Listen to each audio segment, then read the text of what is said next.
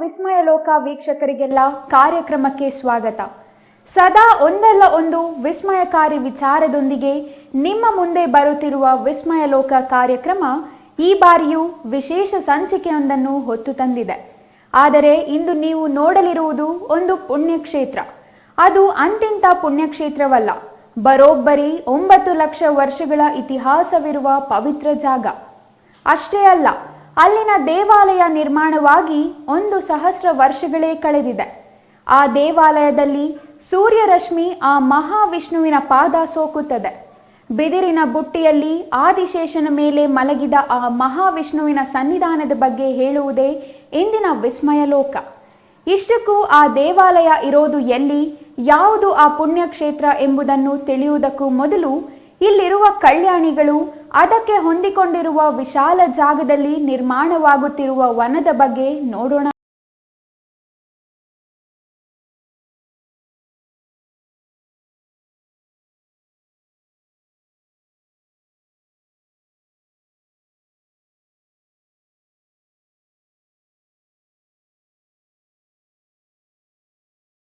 ವೀಕ್ಷಕರಿಗೆಲ್ಲ ನಮಸ್ಕಾರ.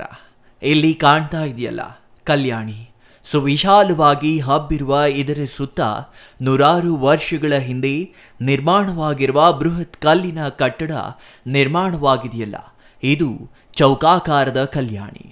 ಎಲ್ಲವೂ ಚೌಕಾಕಾರವಾಗಿಯೇ ಇರುತ್ತವೆ. ಅದರಲ್ಲೇನಿದೆ ವಿಶೇಷ ಅಂತೀರಾ? ಇಲ್ಲಿ ನೋಡಿ, ಚಕ್ರಾಕಾರದ ಕಲ್ಯಾಣಿ. ಒಂದು ಚಕ್ರಾಕಾರದ ಕಲ್ಯಾಣಿ, ಮತ್ತೊಂದು ಚೌಕಾಕಾರದ ಕಲ್ಯಾಣಿ. ಈ ಎರಡು ಕಲ್ಯಾಣಿಗಳು ಆ ದೇವರಿಗೆ ಮತ್ತು ದೇವಾಲಯಕ್ಕೆ ನೀರೊದಗಿಸಲು ಶತಶತಮಾನಗಳ ಹಿಂದೆ ನಿರ್ಮಾಣವಾಗಿವೆ. ಆದರೆ ಕಾಲಕ್ರಮೇಣ ಇವು ನಿರ್ವಹಣೆ ಲೋಪದಿಂದಾಗಿ ಪಾಳು ಬಿದ್ದು ಇನ್ನೇನು ಕಣ್ಮರೆಯಾಗುವ ಹಂತದಲ್ಲಿದ್ವು. ಆದರೆ ಅದೇ ಸಮಯಕ್ಕೆ ಎಚ್ಚೆತ್ತ ಜಿಲ್ಲಾಡಳಿತ ಈ ಕಲ್ಯಾಣಿಗಳ ದುರಸ್ತಿಗೆ ಮುಂದಾಯಿತಲ್ಲ, ಆಗ ಇವುಗಳ ಜೀರ್ಣೋದ್ಧಾರ ಆಯಿತು.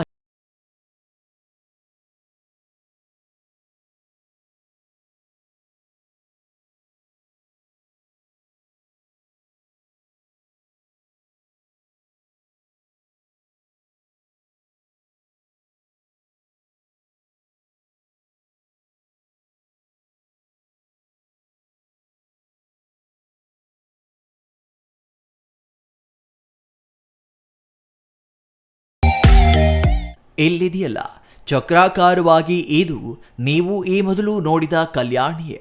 ಗಿಡ ಗಂಟೆಗಳು ಬೆಳೆದು ಇನ್ನೇನು ಶಿಥಿಲಾವಸ್ಥೆಗೆ ತಲುಪಿದ್ದ ಈ ಕಲ್ಯಾಣಿಯನ್ನ ಇಷ್ಟು ಸುಂದರವಾಗಿ ಪುನರುಜ್ಜೀವನಗೊಳಿಸಿದ ಅಧಿಕಾರಿಗಳ ಕಾರ್ಯ ನಿಜಕ್ಕೂ ಶ್ಲಾಘನೀಯ ಅಲ್ವೇ? ಅದೇ ರೀತಿಯಲ್ಲಿ ಈ ಚೌಕಾಕಾರದ ಕಲ್ಯಾಣಿಯನ್ನು ನೋಡಿ, ಸ್ವಚ್ಛಗೊಳಿಸುವ ಮುನ್ನ ಮತ್ತು ನಂತರದ ದೃಶ್ಯಗಳೇ ಹೇಳುತ್ತವೆ ಈ ಕಲ್ಯಾಣಿಗಳು ದುಸ್ಥಿತಿಯಿಂದ ಸುಸ್ಥಿತಿಗೆ ಬಂದಿರುವುದನ್ನು. ಅಷ್ಟೇ ಅಲ್ಲ, ನೀರೇ ಇಲ್ಲದೆ ಗಿಡಗಂಟಿಗಳು ನಡುವೆ ಹುದುಗಿ ಮಲಗಿದ್ದ ಈ ಕಲ್ಯಾಣಿಗಳಲ್ಲಿ ಈಗ ಯಥೇಚ್ಛವಾಗಿ ನೀರು ಬಂದಿದೆ. ಆ ನೀರಿನಲ್ಲಿ ಜಲಚರಿಗಳು ಆಗಮನವೂ ಆಗಿದೆ. ನೀರಿನಿಂದ ನಳನಳಿಸುತ್ತಿರುವ ಈ ಕಲ್ಯಾಣಿಗಳು ಎಷ್ಟು ಸುಂದರವಾಗಿ ಕಾಣಲು ಕಾರಣರಾದ ಆ ಗ್ರಾಮ ಪಂಚಾಯಿತಿ ಮತ್ತು ತಾಲೂಕು ಪಂಚಾಯಿತಿ ಅಧಿಕಾರಿಗಳಿಗೆ ಒಂದು ಮೆಚ್ಚುಗೆ ವ್ಯಕ್ತಪಡಿಸಲೇಬೇಕಲ್ಲವೇ?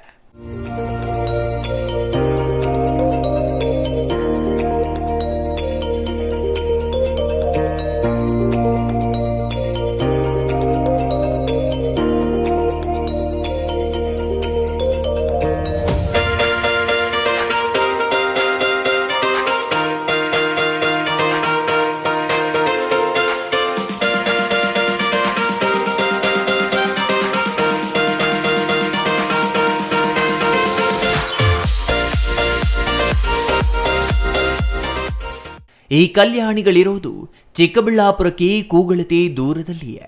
ಇವುಗಳನ್ನು ಸ್ವಚ್ಛಗೊಳಿಸಿದ್ದು ಚಿಕ್ಕಬಳ್ಳಾಪುರ ಜಿಲ್ಲಾಡಳಿತವೇ. ಈ ಹಿಂದೆ ಚಿಕ್ಕಬಳ್ಳಾಪುರ ಜಿಲ್ಲೆಯಾದ್ಯಂತ ಇರುವ ಕಲ್ಯಾಣಿಗಳ ಸ್ವಚ್ಛತೆಗೆ ಆಗಿನ ಜಿಲ್ಲಾಧಿಕಾರಿಗಳು, ಜಿಲ್ಲಾ ಪಂಚಾಯಿತಿ ಮುಖ್ಯ ಕಾರ್ಯನಿರ್ವಹಣಾಧಿಕಾರಿಗಳು ಹೆಚ್ಚಿನ ಆಸಕ್ತಿ ತೋರಿದ್ರು. ಇದರ ಪರಿಣಾಮ ಆಗ ಜಿಲ್ಲೆಯಲ್ಲಿ ಒತ್ತುವರಿಗೆ ಗುರಿಯಾಗಿದ್ದ ಅವೆಷ್ಟೋ ಕಲ್ಯಾಣಿಗಳು ಕೂಡ ಸರ್ಕಾರದ ಸುಪರ್ದಿಗೆ ಬಂದಿದ್ವು. ಜಿಲ್ಲಾಡಳಿತ ಸ್ಥಳೀಯ ಸಂಸ್ಥೆಗಳಾದ ಗ್ರಾಮ ಪಂಚಾಯಿತಿ, ನಗರಸಭೆಗಳಿಗೆ ಅಧಿಕೃತ ಆದೇಶವನ್ನೇ ನೀಡಿ ಅವರ ವ್ಯಾಪ್ತಿಯಲ್ಲಿರುವ ಕಲ್ಯಾಣಿಗಳ ಸ್ವಚ್ಛತೆಗೆ ಜಿಲ್ಲಾಡಳಿತ ಆದೇಶ ನೀಡಿತಲ್ಲ.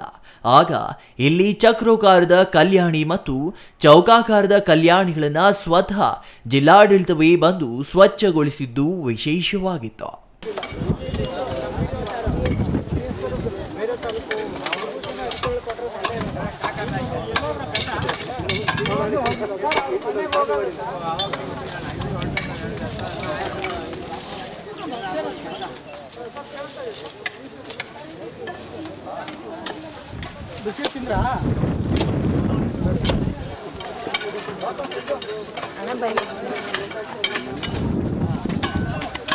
ಇನ್ನು ಇತ್ತ ಗಮನ ಹರಿಸಿ, ಈ ವಿಶಾಲವಾದ ಜಾಗದಲ್ಲಿ ಗಿಡಗಳನ್ನ ನೆಟ್ಟಿರುವುದು ಕಾಣ್ತಾ ಇದೆಯಲ್ಲ, ಈ ಜಮೀನು ಕೂಡ ಇದೇ ದೇವಾಲಯದ ಆಸ್ತಿ.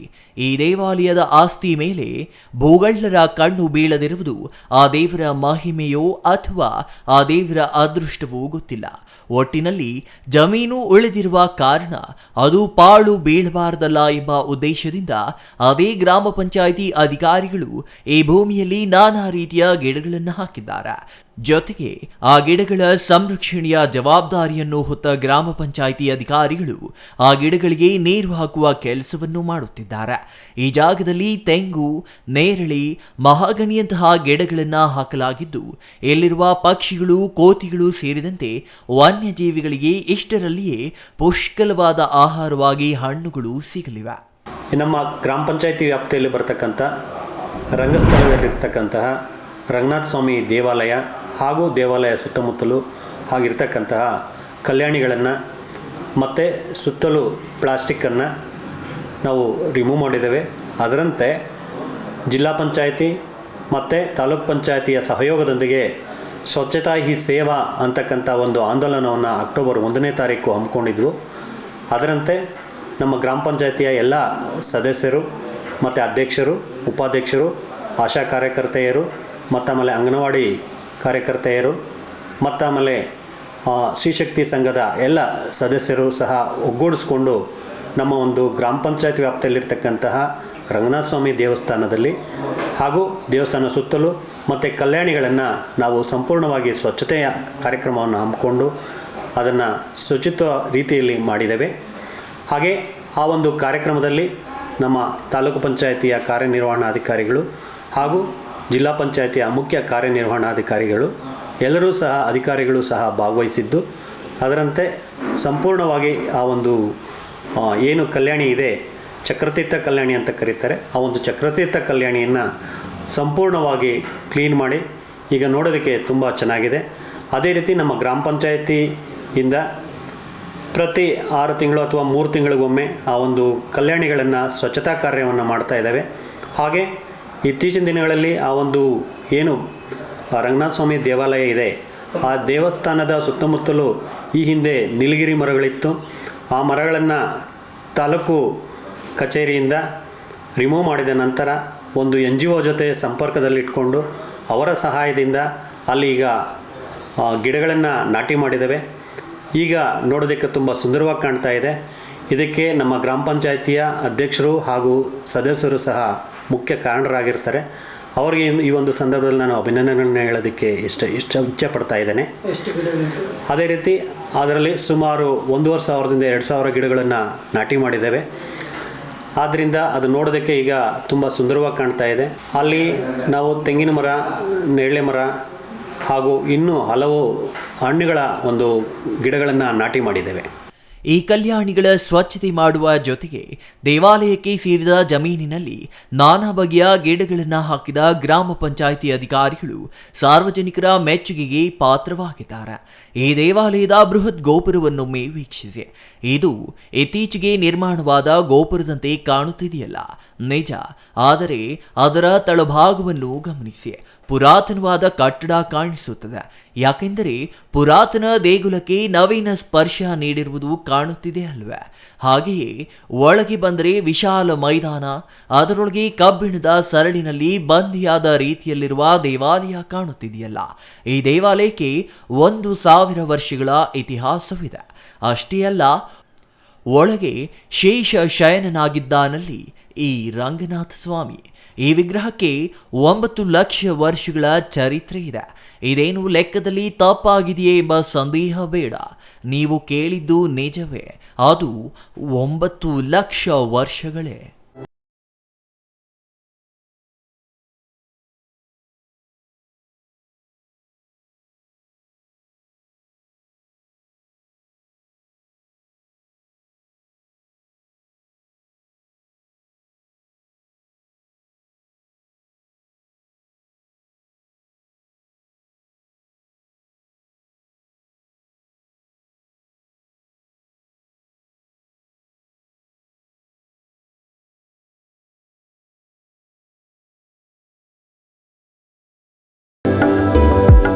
ಭಾರತದ ನೆಲವೇ ಹಾಗೆ, ಹೆಜ್ಜೆ ಇಟ್ಟ ಕಡೆಯೆಲ್ಲ ಪುರಾತನ ಸಂಸ್ಕೃತಿ ತಾಂಡವವಾಡುತ್ತಿದೆ.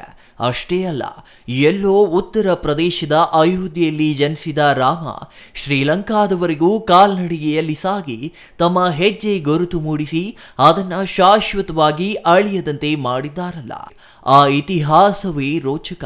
ಅಂತಹ ಐತಿಹಾಸಿಕ ಘಟನೆಯೊಂದರೊಂದಿಗೆ ಇಂದಿನ ನಮ್ಮ ವಿಸ್ಮಯ ಲೋಕದ ನಂಟಿದೆ. ಈ ದೇವಾಲಯದ ನಿರ್ಮಾಣಕ್ಕೂ ರಾಮಾಯಣಕ್ಕೂ ಸಂಬಂಧವಿದೆ. ಆಗಲೇ ಹೇಳಿದ್ನಲ್ಲ, 9 ಲಕ್ಷ ವರ್ಷಗಳ ಚರಿತ್ರೆ ಈ ರಂಗನಾಥ ಸ್ವಾಮಿಗೆ ಇದೆ ಅಂತ. ಅದೇ ಕಾರಣಕ್ಕೆ ರಾಮಾಯಣ ನಡೆದಿದ್ದು ತ್ರೇತಾಯುಗದಲ್ಲಿ. ತ್ರೇತಾಯುಗದಲ್ಲಿಯೇ ಈ ರಂಗನಾಥ ಸ್ವಾಮಿಯ ವಿಗ್ರಹವನ್ನು ಪ್ರತಿಷ್ಠಾಪನೆ ಮಾಡಲಾಗಿದೆ. ಹಾಗೆ ಪ್ರತಿಷ್ಠಾಪನೆ ಮಾಡಿದವರು ಯಾರು, ಯಾಕೆ ಇಲ್ಲಿ ಪ್ರತಿಷ್ಠಾಪಿಸಿದರು ಎಂಬ ಕಾರಣಗಳನ್ನು ಒಂದೊಂದಾಗಿ ಮುಂದೆ ಹೇಳ್ತೀನಿ.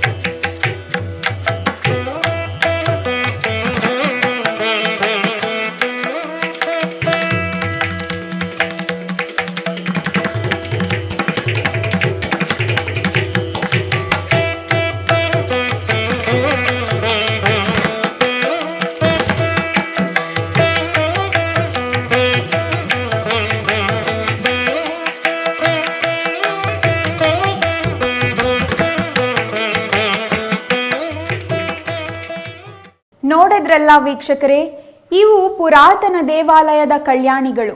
ಪಾಳು ಬಿದ್ದ ಸ್ಥಿತಿಯಲ್ಲಿದ್ದ ಕಲ್ಯಾಣಿಗಳನ್ನು ಸ್ವಚ್ಛಗೊಳಿಸಿ ಮತ್ತೆ ಪೂರ್ವ ವೈಭವ ಬರುವಂತೆ ಮಾಡಿದ ಗ್ರಾಮ ಪಂಚಾಯಿತಿಯ ಕಾರ್ಯ ಶ್ಲಾಘನೀಯ. ಇನ್ನು ಇದೇ ದೇವಾಲಯಕ್ಕೆ ಸೇರಿದ ಜಮೀನಿನಲ್ಲಿ ಹಣ್ಣು ನೀಡುವ ಗಿಡಗಳನ್ನು ಹಾಕಿರುವ ಗ್ರಾಮ ಪಂಚಾಯಿತಿ ಅಧಿಕಾರಿಗಳು ಉತ್ತಮ ಕಾರ್ಯವನ್ನೇ ಮಾಡಿದ್ದಾರೆ.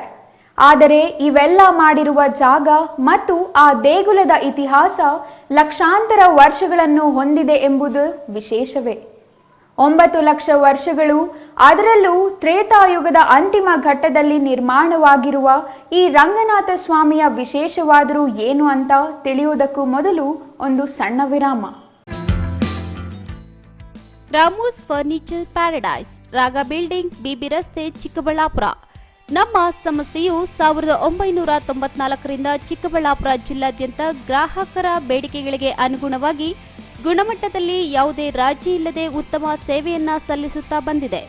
ನಮ್ಮಲ್ಲಿ ಆಕರ್ಷಕ ಕಲಾತ್ಮಕ ವಿನ್ಯಾಸಗಳುಳ್ಳ ವಿವಿಧ ಮಾದರಿಯ ಗೃಹಾಲಂಕಾರ teak wood furnitures, sofa set, dining tables, leather sofa set, office furnitures ಮತ್ತು ಬೆಡ್ರೂಮ್ ವಾರ್ಡ್ರೋಬ್ಸ್ ಅಂಡ್ ಕಾಟ್ಸ್ ಮತ್ತು ಇಟಾಲಿಯನ್ ಕಿಚನ್ ಮತ್ತು ನಿಮ್ಮ ಮನೆಯ ಎಲ್ಲಾ ಇಂಟೀರಿಯರ್ ಡಿಸೈನ್ ಅನ್ನ ನಿಮ್ಮ ಮನಸ್ಸಿಗೊಪ್ಪುವಂತೆ ಕೇವಲ 15 ದಿನಗಳಲ್ಲಿ ಮಾಡಿಕೊಡಲಾಗುತ್ತದೆ. ಜರ್ಮನ್ ಯಂತ್ರೋಪಕರಣಗಳಿಂದ ಕೂಡಿದ ಸ್ವಂತ ಫ್ಯಾಕ್ಟರಿಯನ್ನ ಹೊಂದಿದ್ದು ಎಲ್ಲಾ ರೀತಿಯ ಗ್ರಾಹಕರ ಕೈಗೆಟುಕುವ ಬೆಲೆಗಳಿಗೆ ತಕ್ಕಂತೆ ಫರ್ನಿಚರ್ಸ್ ಹಾಗೂ ಇಂಟೀರಿಯರ್ ಅನ್ನ ಮಾಡಿಕೊಡಲಾಗುತ್ತದೆ. ಇನ್ನೇಕೆ ತಡ, ಹಿಂದೆ ಭೇಟಿ ಕೊಡಿ. Ramu's furnitures paradise, Raga building, B ರಸ್ತೆ, ಚಿಕ್ಕಬಳ್ಳಾಪುರ.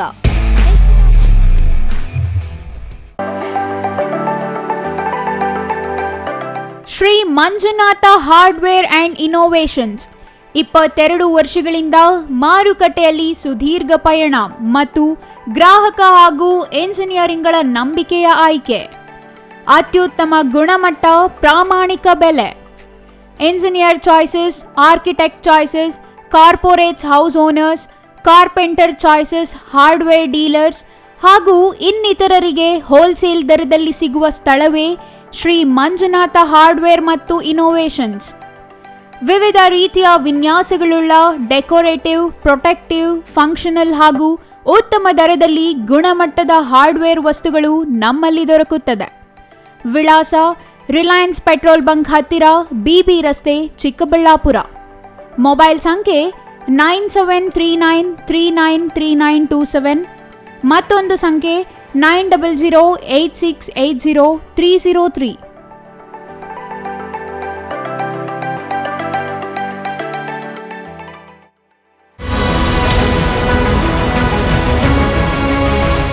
ವಿಸ್ಮಯ ಲೋಕ ಕಾರ್ಯಕ್ರಮಕ್ಕೆ ವೀಕ್ಷಕರಿಗೆಲ್ಲ ಮತ್ತೆ ಆತ್ಮೀಯ ಸ್ವಾಗತ. ಇಲ್ಲಿರುವ ದೇವರು ಶ್ರೀ ರಂಗನಾಥ ಸ್ವಾಮಿ ಇರುವ ಜಾಗ ಇದೇ ಚಿಕ್ಕಬಳ್ಳಾಪುರ ಜಿಲ್ಲೆಯ ರಂಗಸ್ಥಳ ಗ್ರಾಮದಲ್ಲಿ. ರಂಗನು ನೆಲೆಸಿದ ಜಾಗವಾದ ಕಾರಣ ಈ ಗ್ರಾಮಕ್ಕೆ ರಂಗಸ್ಥಳ ಎಂಬ ಹೆಸರು ಸಹಜವಾಗಿಯೇ ಬಂದಿದೆ. ಇಲ್ಲಿನ ದೇವಾಲಯ ನಿರ್ಮಾಣವಾಗಿ 1000 ವರ್ಷಗಳು ಕಳೆದಿದ್ದರೆ ಇಲ್ಲಿನ ರಂಗನಾಥ ಸ್ವಾಮಿ ವಿಗ್ರಹಕ್ಕೆ 9 ಲಕ್ಷ ವರ್ಷಗಳ ಇತಿಹಾಸವಿದೆ. 1000 ವರ್ಷಗಳ ಹಿಂದೆ ಚೋಳರು ಈ ದೇವಾಲಯವನ್ನು ಜೀರ್ಣೋದ್ಧಾರ ಮಾಡಿದ್ದು, ಅದರ ನಂತರ ಈ ದೇವಾಲಯ ಸಾಕಷ್ಟು ಅಭಿವೃದ್ಧಿ ಪಥದತ್ತ ಸಾಗುತ್ತಿದೆ. ನಾವು ಈ ದೇವಾಲಯಕ್ಕೆ ಭೇಟಿ ನೀಡಿದ ವೇಳೆಯೇ ಮುಜರಾಯಿ ಇಲಾಖೆಯಿಂದ ಕಂದಾಯ ಅಧಿಕಾರಿಗಳು ಇಲ್ಲಿನ ಹುಂಡಿ ಎಣಿಕೆ ಕಾರ್ಯಕ್ಕೆ ಆಗಮಿಸಿದ್ದರು. ಇತ್ತೀಚೆಗಷ್ಟೇ ರಂಗನಾಥ ಸ್ವಾಮಿಯ ರಥೋತ್ಸವ ನಡೆಸಲಾಗಿದ್ದು, ಹುಂಡಿ ಎಣಿಕೆ ಕಾರ್ಯ ಭರದಿಂದ ನಡೆದಿತ್ತು. ಮುಂದೆ ಏನಾಯಿತು ಅಂತೀರಾ? ನೀವೇ ನೋಡಿ.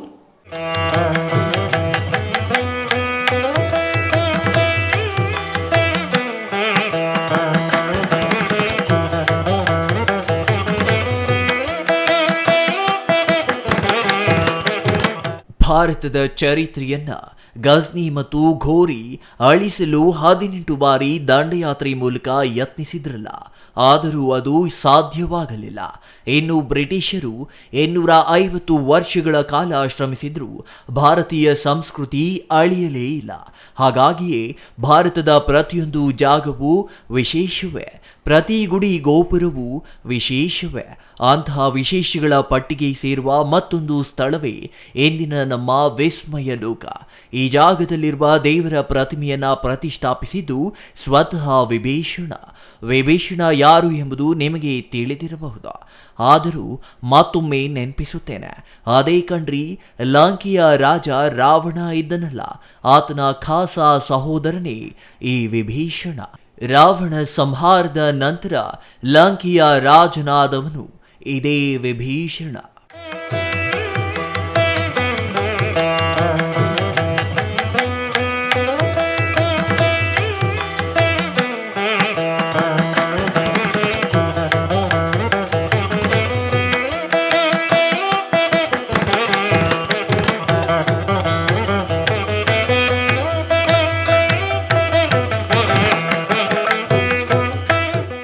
ಚಿಕ್ಕಬಳ್ಳಾಪುರದಿಂದ ಕೇವಲ 4 ಕಿಲೋಮೀಟರ್ ದೂರದಲ್ಲಿರುವ ರಂಗಸ್ಥಳ ಗ್ರಾಮದಲ್ಲಿ ಶ್ರೀ ರಂಗನಾಥ ಸ್ವಾಮಿ ನೆಲೆಸಿದ್ದಾರೆ.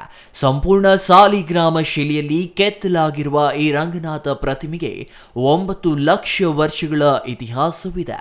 ಅಷ್ಟೇ ಅಲ್ಲ, ಈ ರಂಗನಾಥ ಸ್ವಾಮಿ ಶ್ರೀರಾಮನ ಮನೆ ದೇವರು ಆಗಿದ್ರು. ತ್ರೇತಾಯುಗದಲ್ಲಿ ಶ್ರೀರಾಮ ರಾವಣನ ಸಂಹಾರ ಮಾಡಿದ್ರಲ್ಲ, ಅಲ್ಲಿ ಸೀತೆಯೊಂದಿಗೆ ವಾಪಸ್ ಅಯೋಧ್ಯೆಗೆ ಬಂದಾಗ ಅವರೊಂದಿಗೆ ಲಂಕೆಯ ರಾಜನಾಗಿದ್ದ ವಿಭೀಷಣು ಅಯೋಧ್ಯೆಗೆ ಬರುತ್ತಾನೆ. ಎಲ್ಲ ವಿಘ್ನಗಳು ಮುಗಿದುವು ಎಂಬ ಖುಷಿಯಲ್ಲಿ ಭರತ ರಾಜ್ಯ ಬಿಟ್ಟುಕೊಟ್ಟರೆ ಶ್ರೀರಾಮ ಮತ್ತೆ ಅಯೋಧ್ಯೆಯ ರಾಜನಾಗುತ್ತಾನೆ. ಹಾಗಾಗಿ ಅಯೋಧ್ಯೆಯ ರಾಜನಾಗಿ ಶ್ರೀರಾಮಚಂದ್ರ ಪಟ್ಟಾಭಿಷೇಕ ಮಾಡಿಕೊಂಡ ಸ್ಮರಣಾರ್ಥ ಅತಿಥಿಯಾಗಿ ಬಂದಿದ್ದ ವಿಭೀಷಣನಿಗೆ ತಮ್ಮ ಮನೆ ದೇವರಾದ ಶ್ರೀರಂಗನಾಥ ಸ್ವಾಮಿಯ ಚಿನ್ನದ ಪ್ರತಿಮೆಯನ್ನ ಶ್ರೀರಾಮ ಕೊಡುಗೆಯಾಗಿ ನೀಡಿದ್ರಂತೆ.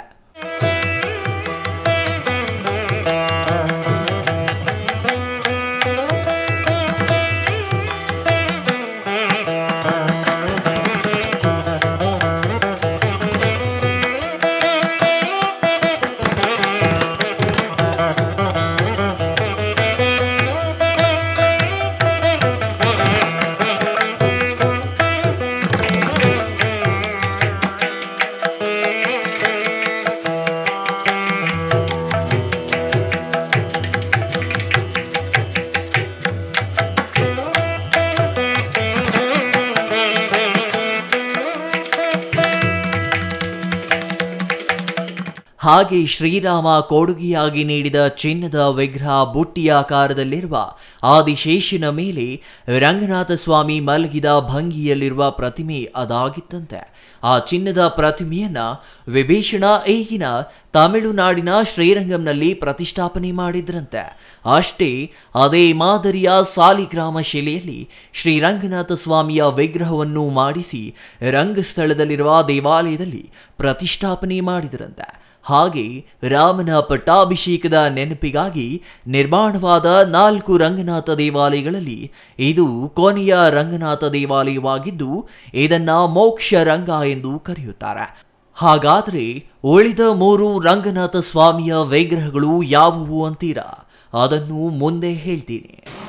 ಇದು ದೇವರ ಪೂರ್ತಿ ಬಂದು ಸಾಲಿಗ್ರಾಮ ಶಿಲೆ. ನಾವು ಸಾಲಿಗ್ರಾಮ ಅಂತ ಮನೆ ಇಟ್ಕೊಂಡು ಪೂಜೆ ಮಾಡ್ತೀವಲ್ವ, ಆ ಒಂದು ಶಿಲೆ ದೇವರ ಪೂರ್ತಿ. ಇಲ್ಲಿ ಶ್ರೀರಂಗಪಟ್ಟಣ, ಶ್ರೀರಂಗಂ 3 ಕಡೆ ಒಂದೇ ಮುಹೂರ್ತದಲ್ಲೇ ಪ್ರತಿಷ್ಠಾಪನೆ ಮಾಡಿರ್ತಕ್ಕಂಥದ್ದು. ಅಂದರೆ ತ್ರೇತಾಯುಗದ ಅಂತ್ಯದಲ್ಲಿ ರಾಮನ ಪಟ್ಟಾಭಿಷೇಕ ಆಗುತ್ತಲ್ವ, ಆಗ ಇಲ್ಲಿ 7 ಋಷಿಗಳು ದೇವರನ್ನು ಪ್ರತಿಷ್ಠಾಪನೆ ಮಾಡಿರ್ತಕ್ಕಂಥದ್ದು. ದೇವರನ್ನು ಪ್ರತಿಷ್ಠಾಪನೆ ಮಾಡಿ ಇವಾಗ ಒಂದು 9 ಲಕ್ಷ ವರ್ಷಗಳಾಗಿದೆ. ದೇವಸ್ಥಾನ ಕಟ್ಟಿ 1000 ವರ್ಷ ಆಗಿದೆ. ದೇವಸ್ಥಾನ ಎಲ್ಲ ಹೊಯ್ಸಳರ ವಿಜಯನಗರ ಕಾಲದಲ್ಲಿ ಒಂದೊಂದು ಕಾಲದಲ್ಲಿ ಒಬ್ಬೊಬ್ಬರು ಜೀರ್ಣೋದ್ಧಾರ ಮಾಡ್ಕೊಂಬಂದಿದ್ದಾರೆ. ಕೆಳಗಡೆ ಬಂದು ಗರುಡಾಳ್ವಾರ್ ಎತ್ಕೊಂಡಿರ್ತಕ್ಕಂಥದ್ದು, ಆದಿಶೇಷನ ಮೇಲೆ ಸ್ವಾಮಿ ಮಲಗಿರ್ತಕ್ಕಂಥದ್ದು. ವಕ್ಷಸ್ಥಳದಲ್ಲಿ ಮಹಾಲಕ್ಷ್ಮಿ ಇದ್ದಾರೆ. ಶ್ರೀದೇವಿ ಭೂದೇವಿ ಸಮೇತನಾಗಿ ಇಲ್ಲಿ ನಮಗೆ ದರ್ಶನ ಕೊಡ್ತಾರೆ. ಅಂದರೆ ಸಾಕ್ಷಾತ್ ಸ್ವಾಮಿ ವೈಕುಂಠದಲ್ಲಿ ಹೇಗಿರ್ತಾರೋ ಇಲ್ಲಿ ಅದೇ ರೀತಿ ನಮಗೆ ದರ್ಶನವನ್ನು ಕೊಡ್ತಾರೆ. ಗರ್ಭಗೃಹದಲ್ಲಿ ದೇವರ ಸುತ್ತಲೂ ಬ್ರಹ್ಮ ಮಹೇಶ್ವರ ಅಷ್ಟದಿಕ್ಪಾಲಕರು, ಶಂಕು ಚಕ್ರ ಪಂಚಾಯುಧಗಳು, 7 ಋಷಿಗಳು, ತ್ರಿಮೂರ್ತಿಗಳು, ರಂಭ ಊರ್ವಶಿರು ನರ್ತನೆ ಮಾಡೋದು ಎಲ್ಲ ಕೆತ್ತನೆ ಮಾಡಿದ್ದಾರೆ. ಅಂದರೆ ದೇವರು ವೈಕುಂಠದಲ್ಲಿ ಮಲಗಿರೋ ಥರ ಸುತ್ತಲೂ ಎಲ್ಲ ಕುತ್ಕೊಂಡು ಭಜಿಸ್ತಾ ಇರೋ ಒಂದು ಭಾಸವನ್ನು ಗರ್ಭಗೃಹದಲ್ಲಿ ಮಾಡಿದ್ದಾರೆ. ಇವರನ್ನು ಮೋಕ್ಷ ರಂಗನಾಥ ಸ್ವಾಮಿ ಅಂತ ಕರೀತಾರೆ. ಅಂದರೆ ಆದಿರಂಗ, ಮಧ್ಯರಂಗ, ಅಂತ್ಯರಂಗ ಆ 3 ನೋಡಿ ಕೊನೆಯಲ್ಲಿ ಇವರನ್ನ ದರ್ಶನ ಮಾಡಬೇಕು. ಇವರು ಮೋಕ್ಷ ರಂಗನಾಥ ಸ್ವಾಮಿ, ಅಂದರೆ ಫೈನಲ್ ರಂಗನಾಥ ಸ್ವಾಮಿ ಇವರು. ಆದಿರಂಗ, ಮಧ್ಯರಂಗ, ಅಂತ್ಯರಂಗ ಮತ್ತು ಮೋಕ್ಷರಂಗ ಎಂಬ 4 ರಂಗನಾಥ ದೇವಾಲಯಗಳು ಶ್ರೀರಾಮಚಂದ್ರನ ಪಟ್ಟಾಭಿಷೇಕದ ನೆನಪಿಗಾಗಿ ನಿರ್ಮಾಣವಾದ ದೇವಾಲಯಗಳಾಗಿವೆ. ಆದಿರಂಗ ಶ್ರೀರಂಗನಲ್ಲಿರುವ ರಂಗನಾಥ ದೇವಾಲಯವಾದರೆ ಮಧ್ಯರಂಗ ನಮ್ಮ ಕರ್ನಾಟಕದಲ್ಲಿಯೇ ಇರುವ ಶಿವನ ಸಮುದ್ರ ಬಳಿಯ ರಂಗನಾಥ ದೇವಾಲಯವಾಗಿದೆ. ಇನ್ನು ಅಂತ್ಯರಂಗವು ಕರ್ನಾಟಕದಲ್ಲಿಯೇ ಇದ್ದು ಶ್ರೀರಂಗಪಟ್ಟಣದಲ್ಲಿರುವ ರಂಗನಾಥ ದೇವಾಲಯವೇ ಅಂತ್ಯರಂಗವಾಗಿದೆ. ಈ 3 ರಂಗಗಳ ಜೊತೆಗೆ ಮೋಕ್ಷ ರಂಗವಾಗಿ ಚಿಕ್ಕಬಳ್ಳಾಪುರದ ರಂಗಸ್ಥಳದಲ್ಲಿರುವ ರಂಗನಾಥ ದೇವಾಲಯವು ಪ್ರಖ್ಯಾತಿ ಪಡೆದಿದ್ದು, ಈ 4 ರಂಗನಾಥರನ್ನ ಒಂದೇ ದಿನ ದರ್ಶನ ಮಾಡಿದ್ರೆ ಅವರ ಎಲ್ಲ ಪಾಪಗಳು ತೊರೆದು ಹೋಗಿ ಮೋಕ್ಷ ಪ್ರಾಪ್ತಿಯಾಗುವ ಜೊತೆಗೆ ಬಯಸಿದ್ದೆಲ್ಲ ಸಿಗಲಿದೆ ಎಂಬ ಪ್ರತೀತಿ ಇದೆ.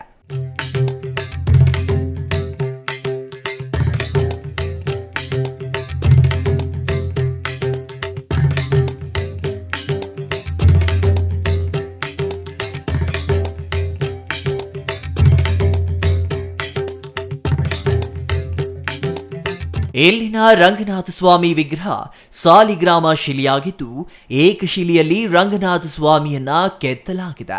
ಅಲ್ಲದೆ ಬುಟ್ಟಿಯಾಕಾರದಲ್ಲಿ ಆದಿಶೇಷ ಹೆಡೆಹೆತ್ತಿ ನಿಂತಿದ್ದರೆ ಅದರ ಮೇಲೆ ರಂಗನಾಥ ಸ್ವಾಮಿ ಶ್ರೀದೇವಿ ಭೂದೇವಿ ಸಮೇತ ಮಲಗಿರುವ ಭಂಗಿಯಲ್ಲಿ ವಿಗ್ರಹವಿದೆ. ಸಾಕ್ಷಾತ್ ವೈಕುಂಠದಲ್ಲಿ ಮಹಾವಿಷ್ಣು ಮಲಗಿದ ಭಂಗಿಯಲ್ಲಿಯೇ ಈ ಪ್ರತಿಮೆಯನ್ನ ಕೆತ್ತಲಾಗಿದ್ದು, ಇಲ್ಲಿ ದ್ವಾರಪಾಲಕರು ಸೇರಿದಂತೆ ವೈಕುಂಠದಲ್ಲಿರುವ ಎಲ್ಲ ವಿಚಾರಗಳನ್ನ ಕೆತ್ತನೆ ಮಾಡಲಾಗಿದೆ. ಮುಖ್ಯವಾಗಿ ಮಕರ ಸಂಕ್ರಮದ ವೇಳೆ, ಅಂದರೆ ಮಕರ ಸಂಕ್ರಾಂತಿಯ ದಿನ ಸೂರ್ಯ ಕಿರಣಗಳು ನೇರವಾಗಿ ಇಲ್ಲಿನ ರಂಗನಾಥ ಸ್ವಾಮಿಯ ಪಾದಗಳನ್ನು ಸ್ಪರ್ಶಿಸುವುದು ಇಲ್ಲಿನ ಮತ್ತೊಂದು ವಿಶೇಷವಾಗಿದೆ. ಗರ್ಭಗುಡಿಯ ಪೂರ್ವ ದಿಕ್ಕಿನಲ್ಲಿ ಒಂದು ಕಿಡಿ ಮಾಡಲಾಗಿದ್ದು, ಈ ಕಿಂಡಿಯ ಮೂಲಕ ಮಕರ ಸಂಕ್ರಮಣದ ದಿನ ಸೂರ್ಯ ಕಿರಣಗಳು ನೇರವಾಗಿ ರಂಗನಾಥ ಸ್ವಾಮಿಯ ಪಾದಗಳನ್ನು ಸ್ಪರ್ಶಿಸುತ್ತವೆ. ಇಲ್ಲೊಂದು ಪ್ರದಕ್ಷಿಣೆ ಇದೆ, ಹೋಗ್ಬಿಟ್ಟು ಬನ್ನಿ. ದೇವರ ಪಾದದ ಹತ್ರ ಒಂದು ಕಿಂಡಿ ಇದೆ. ಮಕರ ಸಂಕ್ರಾಂತಿ ದಿವಸ ಸೂರ್ಯೋದಯ ಆಗುತ್ತಲ್ವ, ಸೂರ್ಯನ ಕಿರಣಗಳು ದೇವರ ಪಾದಕ್ಕೆ ಬೀಳುತ್ತೆ. ಆವತ್ತು ಒಂದು ದಿವಸ ಮಾತ್ರ. ಆ ಪ್ರದಕ್ಷಿಣೆ ಮಾಡುವಾಗ ಸ್ವಲ್ಪ ಗಮನಿಸಿ ನೋಡಿ. ಆ ಒಂದು ಶೇಪು ಬಿದಿರು ಬುಟ್ಟಿ ಬರುತ್ತಲ್ವ, ಅಂದರೆ ಬ್ಯಾಂಬೂ ಬ್ಯಾಸ್ಕೆಟ್ ಅಂತಾರಲ್ಲ, ಆ ಒಂದು ಶೇಪಲ್ಲಿದೆ. ಬಿದಿರು ಬುಟ್ಟಿಯ ಮಧ್ಯದಲ್ಲಿ ರಂಗನಾಥ ಸ್ವಾಮಿ ಇರ್ತಕ್ಕಂಥ ಭಾವನೆ. ರಾಮನ ಪಟ್ಟಾಭಿಷೇಕಕ್ಕೆ ವಿಭೀಷಣ ಬಂದಿರ್ತಾನೆ. ವಿಭೀಷಣಿಗೆ ಇಂಥ ಒಂದು ಬಂಗಾರದ ಬಿದಿರು ಬುಟ್ಟಿಯಲ್ಲಿ ರಂಗನಾಥ ಸ್ವಾಮಿನ ಇಟ್ಬಿಟ್ಟು ಕೊಡ್ತಾನೆ. ಅಂದರೆ ರಾಮನ ಮನೆ ದೇವರು ರಂಗನಾಥ ಸ್ವಾಮಿ. ಅದನ್ನು ಗಿಫ್ಟಾಗಿ ಕೊಟ್ಟಾಗ ಅದನ್ನು ವಿಭೀಷಣ ಶ್ರೀರಂಗಮಲ್ಲಿ ಪ್ರತಿಷ್ಠಾಪನೆ ಮಾಡ್ತಾನೆ. ಅದರ ಜ್ಞಾಪಕಾರ್ಥವಾಗಿ ಇಲ್ಲಿ ಶ್ರೀರಂಗಪಟ್ಟಣದಲ್ಲಿ ಶ್ರೀರಂಗಮಲ್ಲಿ ಒಂದೇ ಮುಹೂರ್ತದಲ್ಲೇ ಪ್ರತಿಷ್ಠಾಪನೆ ಮಾಡಿರೋದು ಅಂತ ಪ್ರತೀತಿ ಇದೆ. ಇಡೀ ದೇವಾಲಯ ಶಿಲ್ಪ ಕಲೆಯಿಂದ ಕೆತ್ತನೆಯಾಗಿದ್ದು ಬೃಹತ್ ಕಲ್ಲಿನ ಕಂಬಗಳ ಮೇಲೆ ವಿವಿಧ ರೀತಿಯ ಶಿಲ್ಪ ಕಲೆಗಳನ್ನು ಕೆತ್ತನೆ ಮಾಡಲಾಗಿದೆ. ನಂದಿ, ಆಂಜನೇಯ, ಆದಿಶೇಷ ಹೀಗೆ ವಿವಿಧ ರೀತಿಯ ಶಿಲ್ಪಗಳನ್ನು ಈ ಬೃಹತ್ ಕಲ್ಲು ಕಂಬಗಳ ಮೇಲೆ ಕೆತ್ತನೆ ಮಾಡಲಾಗಿದ್ದು ಇಲ್ಲಿ ಪ್ರತಿ ಹುಣ್ಣಿಮೆಗೆ ಗರುಡೋತ್ಸವ ನಡೆಯಲಿದ್ದು ಈ ಗರುಡೋತ್ಸವದಲ್ಲಿ ಸ್ವತಃ ಭಕ್ತರೇ ದೇವರನ್ನ ಹೊರುವ ಅವಕಾಶವಿದೆ. ಗರುಡೋತ್ಸವ ಹುಣ್ಣಿಮೆಯಂದು ಸಂಜೆ ವೇಳೆ ನಡೆಯಲಿದ್ದು ಈ ವೇಳೆ ಸ್ಥಳದಲ್ಲಿರುವ ಪ್ರತಿಯೊಬ್ಬರು ದೇವರನ್ನ ಹೊತ್ತು ದೇವಾಲಯದ ಸುತ್ತ 3 ಸುತ್ತು ಹಾಕಬಹುದಾಗಿದೆ.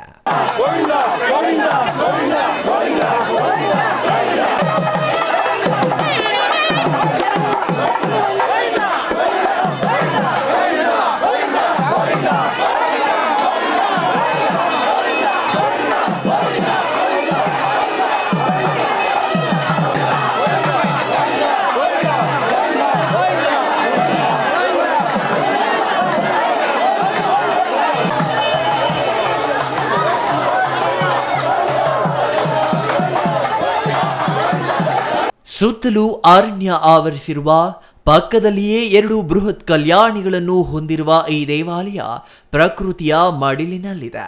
ಸುವಿಶಾಲ ಪ್ರದೇಶದಲ್ಲಿ ಬೃಹತ್ ಕಲ್ಲು ಕಂಬಗಳಿಂದ ನಿರ್ಮಾಣಗೊಂಡಿರುವ ಈ ದೇವಾಲಯಕ್ಕೆ 1000 ವರ್ಷಗಳಾಗಿದೆ ಎಂಬುದು ಇಲ್ಲಿನ ಅರ್ಚಕರ ಮಾತು. 1000 ವರ್ಷಗಳ ಹಿಂದೆ ನಿರ್ಮಾಣವಾದ ಈ ದೇವಾಲಯದ ಕಲ್ಲು ಕಂಬಗಳಲ್ಲಿ ಒಂದು ಕಂಬ ಬಿರುಕು ಬಿಟ್ಟಿದೆ. ಇಲ್ಲಿ ಕಾಣ್ತಾ ಇದೆಯಲ್ಲ ಈ ಮೇಲಿನ ಕಂಬ, ಇದೇ ಕಂಬ ಸುಮಾರು 300 ವರ್ಷಗಳ ಹಿಂದೆ ಬೇರುಕು ಬಿಟ್ಟಿದೆ. ಇದರಿಂದ ಮತ್ತೊಂದು ಕಲ್ಲು ಕಂಬವನ್ನ ಬೇರುಕು ಬಿಟ್ಟ ಜಾಗಕ್ಕೆ ಅಡ್ಡವಾಗಿ ನಿಲ್ಲಿಸಲಾಗಿದೆ. ದೇಶದ ಅದೆಷ್ಟೋ ದೇವಾಲಯಗಳ ಮೇಲೆ ಶತ್ರುಗಳ ದಾಳಿ ಮಾಡಿ ನಾಶ ಮಾಡಿದ್ರು ಈ ದೇವಾಲಯದ ತಂಟಿಗೆ ಯಾರೂ ಬಾರದಿರುವುದು ದೇವಾಲಯ ಯಥಾಸ್ಥಿತಿಯಲ್ಲಿ ಉಳಿಯಲು ಸಾಧ್ಯವಾಗಿದೆ.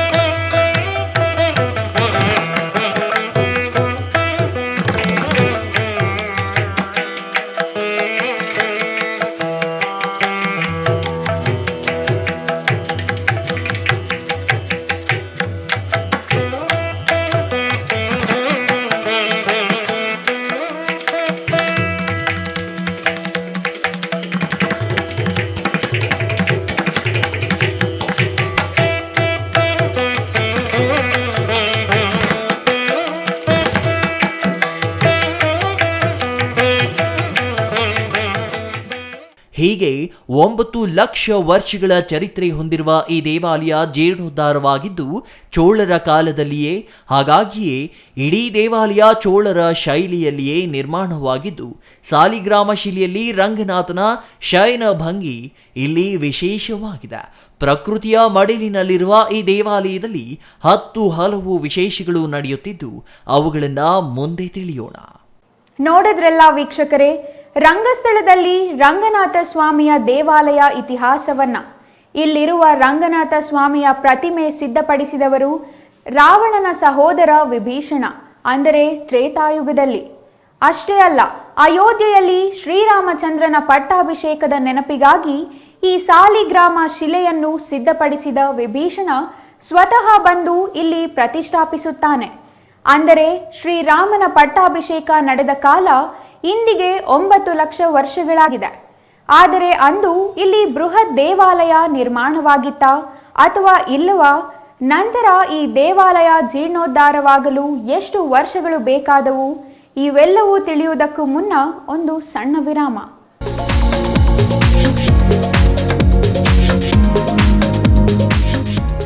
ಸ್ಕೈ ಮಹಿಳಾ ಅಡ್ಡ ಹೋಲ್ಸೇಲ್ ಮಳಿಗೆ ಮಹಿಳೆಯರಿಗಾಗಿ ಲೋಕಾಯುಕ್ತ ಆಫೀಸ್ ಹತ್ತಿರ 1ನೇ ward, Vapasandra, Chikkaballapur town. Mobile ಸಂಖ್ಯೆ 9916533636. 15 ವರ್ಷ ಮೇಲ್ಪಟ್ಟ ಮಹಿಳೆಯರಿಗೆ ಬೇಕಾದ ಎಲ್ಲಾ ತರಹದ ಬಟ್ಟೆಗಳು ಒಂದೇ ಮಳಿಗೆಯಲ್ಲಿ ಲಭ್ಯ. ನಮ್ಮಲ್ಲಿ ಎಲ್ಲಾ ತರಹದ ಕಾಟನ್, ರೇಷ್ಮೆ, Banaras, linen, crepe silk, Vishal, Subhash, soft sarees, ಕೈಮಗ್ಗದ ಸೀರೆಗಳು, ಮುಲ್ಮುಲ್ ಕಾಟನ್ ಸೀರೆಗಳು ದೊರೆಯುತ್ತವೆ. ಸೀರೆಗಳು ಬೆಲೆ 150 ರುಗಳಿಂದ ಪ್ರಾರಂಭ. Crop top, lehenga, gown, ready dress, tops, leggings, dress material, jeans tops ದೊರೆಯುತ್ತದೆ. ಟಾಪ್ಸ್ 100 ರುಗಳಿಂದ, ಲೆಗಿನ್ 150 ರುಗಳಿಂದ ಪ್ರಾರಂಭ. ಎಲ್ಲಾ ತರಹದ ಹೊಲಿಗೆ ಸೌಲಭ್ಯವಿದೆ. ಹ್ಯಾಂಡ್ ಎಂಬ್ರಾಯ್ಡರಿ, ಕಂಪ್ಯೂಟರ್ ಎಂಬ್ರಾಯ್ಡರಿ ಮಾಡಲಾಗುತ್ತದೆ. ಸ್ಕೈ ಮಹಿಳಾ ಅಡ್ಡ ಹೋಲ್ಸೇಲ್ ಮಳಿಗೆ ಮಹಿಳೆಯರಿಗಾಗಿ ಲೋಕಾಯುಕ್ತ ಆಫೀಸ್ ಹತ್ತಿರ 1ನೇ ward, Vapasandra, Chikkaballapur town. Mobile ಸಂಖ್ಯೆ 9916533636.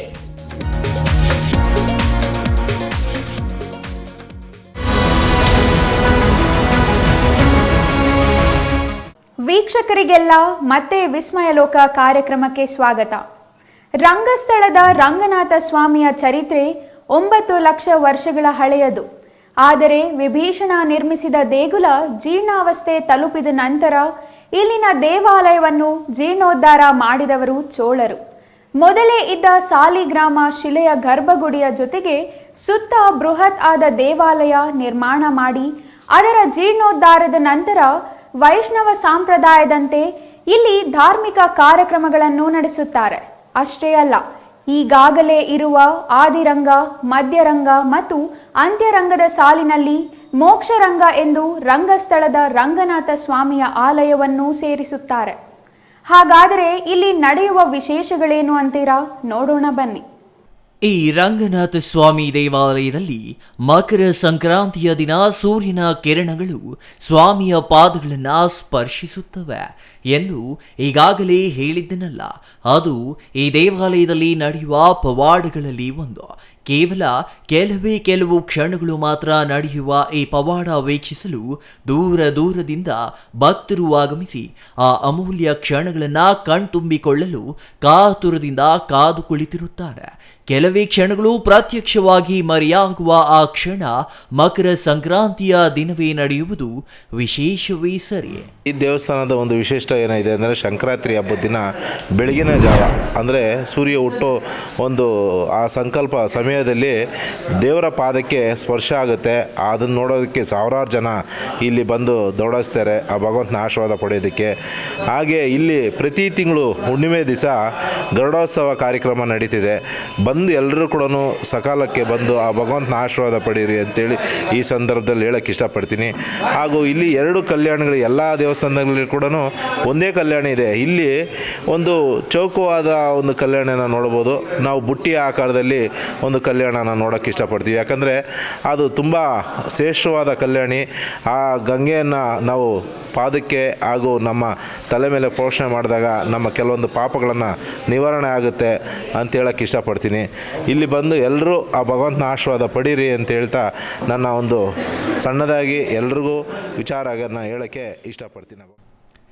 ಇನ್ನು ಈ ದೇವಾಲಯದಲ್ಲಿ ಪ್ರತಿ ವರ್ಷ ಡಿಸೆಂಬರ್ ತಿಂಗಳಿನಲ್ಲಿ ಬರುವ ಹುಣ್ಣಿಮೆಯಂದು ಇಲ್ಲಿ ಅದ್ಧೂರಿಯಾಗಿ ರಥೋತ್ಸವ ನಡೆಯುತ್ತದೆ. ಈ ರಥೋತ್ಸವಕ್ಕೆ ಆಂಧ್ರ ಪ್ರದೇಶ, ತಮಿಳುನಾಡು, ತೆಲಂಗಾಣ ರಾಜ್ಯಗಳಿಂದಲೂ ಭಕ್ತರು ಆಗಮಿಸುತ್ತಾರೆ. ಇಲ್ಲಿನ ರಥೋತ್ಸವ ಅನಾದಿ ಕಾಲದಿಂದಲೂ ಪ್ರಸಿದ್ಧಿ. ಈಗಲೂ ಅದ್ಧೂರಿಯಾಗಿ ಆಚರಿಸಲಾಗುತ್ತದೆ. ದೇವಾಲಯದ ಸುತ್ತ ಇರುವ ರಥಬೀದಿಯಲ್ಲಿ ರಥ ದೇವಾಲಯವನ್ನ ಸುತ್ತು ಹಾಕುತ್ತದೆ. ಈ ಸಂದರ್ಭದಲ್ಲಿ ಸಹಸ್ರಾರು ಸಂಖ್ಯೆಯಲ್ಲಿ ಭಕ್ತರು ಆಗಮಿಸುವುದು ಸಾಮಾನ್ಯವಾಗಿದೆ.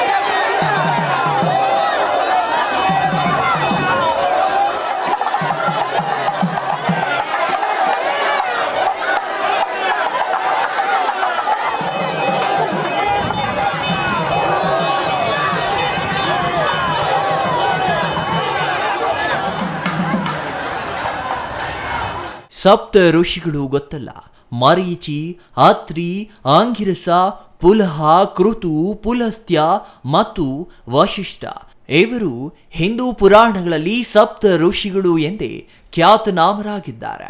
ವೈದಿಕ ಧರ್ಮದ ಪಿತಾಮಹರೆಂದು ನಂಬಲಾದ ಈ 7 ಮಹಾನ್ ಋಷಿಗಳು ಅಜರಾಮರರಾಗಿ ಗಗನದಲ್ಲಿ ಇಂದಿಗೂ ಸಪ್ತರ್ಷಿ ಮಂಡಲದ ಹೆಸರಿನಲ್ಲಿ ಕಾಣಸಿಗುತ್ತಾರೆ.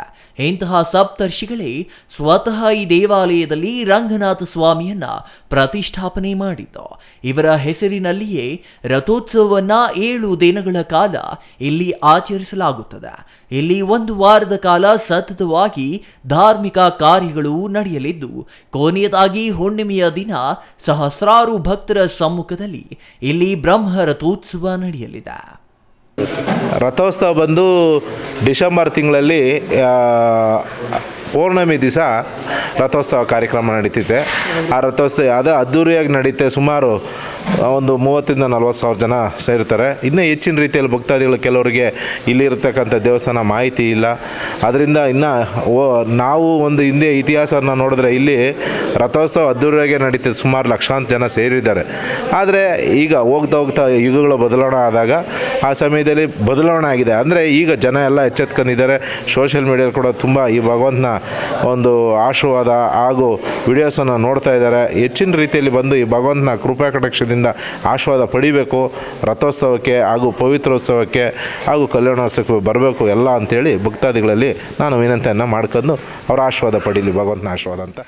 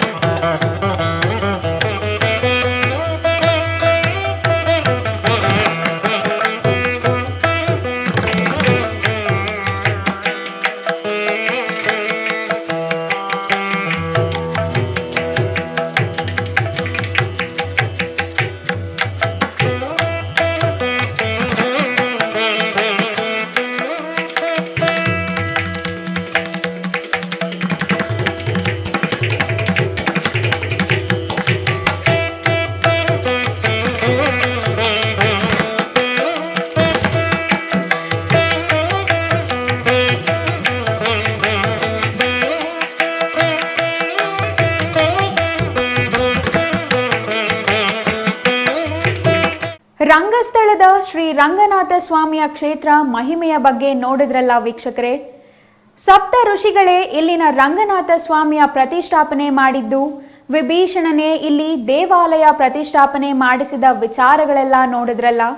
ಇಂತಹ ದೇವಾಲಯದ ಅಭಿವೃದ್ಧಿಯ ಭಾಗವಾಗಿ ಕಲ್ಯಾಣಿಗಳ ಸ್ವಚ್ಛತೆಗಾಗಿ ಜಿಲ್ಲಾಡಳಿತ ಮತ್ತು ತಿಪ್ಪೇನಹಳ್ಳಿ ಗ್ರಾಮ ಪಂಚಾಯಿತಿಗಳು ಕೈಜೋಡಿಸಿದ ವಿಚಾರಗಳು ತಿಳಿಯಿತಲ್ಲ. ಕಳೆದ ಡಿಸೆಂಬರ್ 25ರಂದು ಈ ದೇಗುಲದಲ್ಲಿ ನಡೆದ ರಥೋತ್ಸವವನ್ನು ನೋಡಿದ್ರಲ್ಲ. ಇಷ್ಟ ಆಯಿತು ಅಲ್ವಾ? ಮತ್ತೊಂದು ವಿಸ್ಮಯಕಾರಿ ವಿಚಾರದೊಂದಿಗೆ ಮುಂದಿನ ವಾರ ಭೇಟಿಯಾಗೋಣ. ನಮಸ್ಕಾರ.